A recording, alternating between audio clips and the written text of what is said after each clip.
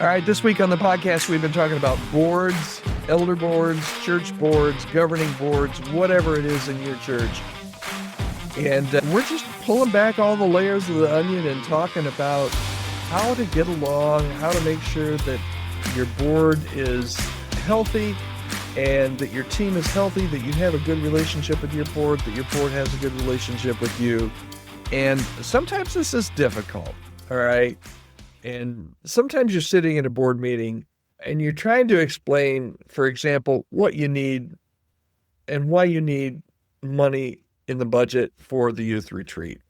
And inevitably, you're going to have an elder or a board member who's never worked with teens and is just asking something really off the wall. I don't know why. I will do my old man voice because I'm old. And this is what Todd's going to sound like in another 5 years, okay?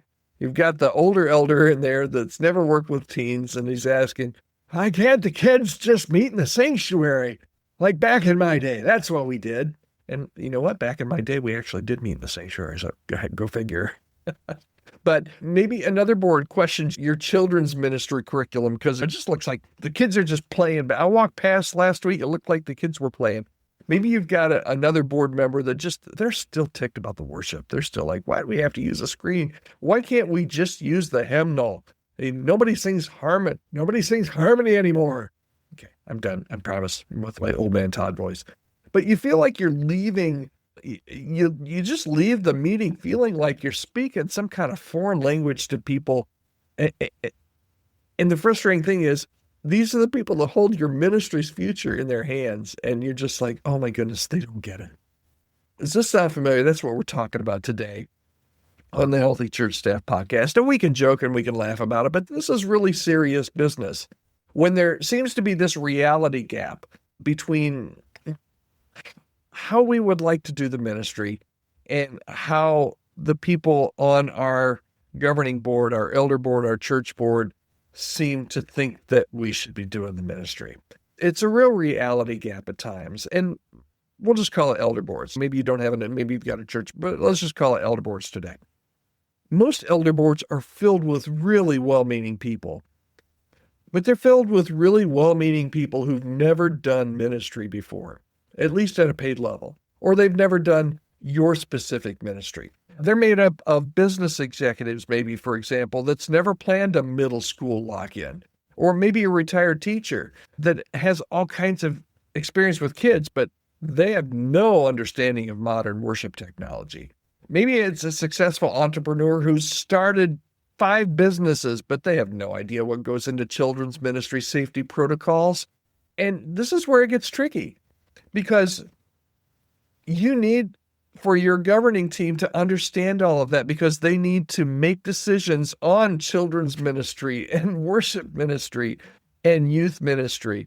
So what happens usually, rather than trying to help them understand what they need to know to make really good decisions, a lot of times what we do as staff people, I've done this in the past, is we just start talking faster and using a little bit more ministry jargon. We kind of talk down to them.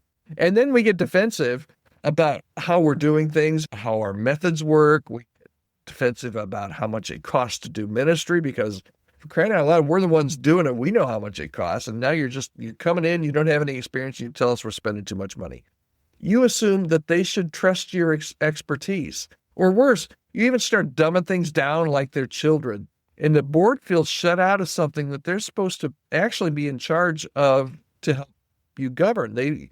You feel micromanaged by people who you feel just don't get it.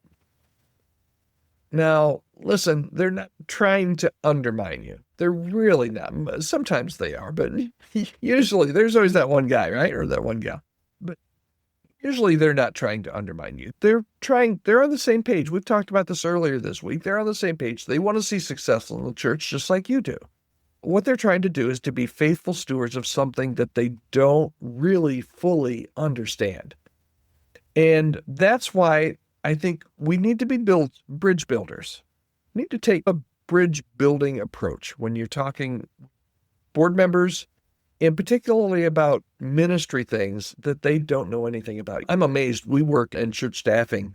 That's my day job, and chemistry staffing is the is the organization that I work with and that I help found, and they're the ones that sponsor this podcast every day.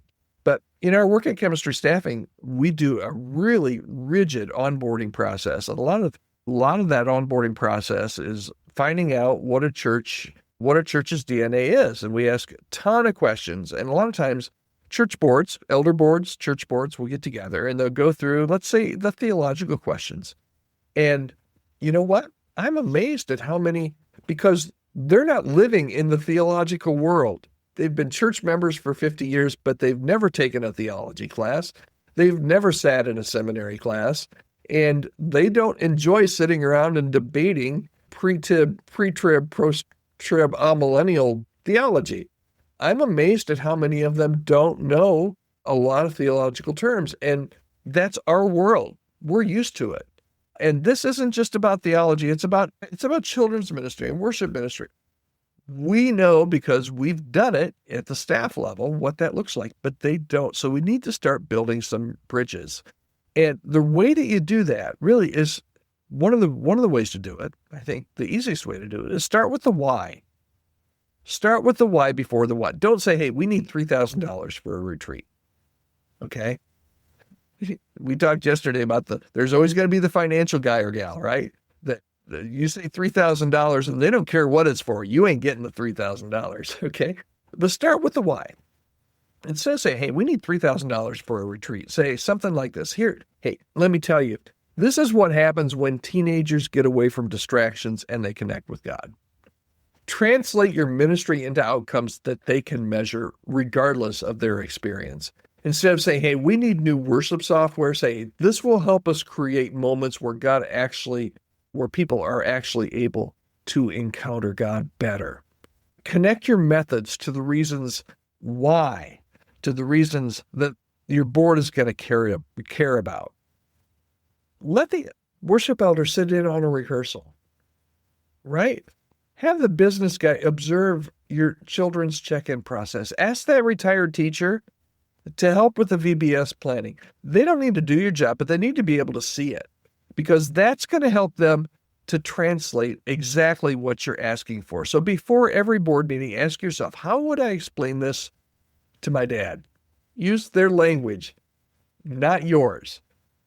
If they speak business, talk ROI and metrics. If they think in relationships, we talked about this yesterday, focus on life change stories. If they're practical, show them concrete next steps. If they're financial, give them reasons why this makes sense financially. This isn't as much about getting approval for everything as you want. That's really not what it's all about. It's about creating partners instead of gatekeepers. Let me repeat that. The whole process, your whole relationship between yourself as a staff member, as a senior pastor, a solo pastor, whatever, executive pastor, whatever your role is more with the board, is about creating partners. Because if you don't create partners, you're going to instead get gatekeepers. When elders understand your ministry, they can become advocates, not obstacles. So here's the bottom line for today. Your job is not to get your elders or your board to understand your ministry. It's to help them see how your ministry accomplishes the mission, that they're all on the same side as you are. They're all passionate about seeing lives changed, at least I hope they are, about seeing how Jesus impacts lives. That's where it's all about. So make that your priority. This week, pick one ministry decision you need some board input on. And before you present it, I want you to write out your explanation in language that someone outside of that ministry area would understand. Focus on the outcome, not the process. Building these bridges is going to take time, but it's worth it. And when you have elders and people on your church board who truly understand and champion your ministry, it's going to change everything. So keep building those relationships.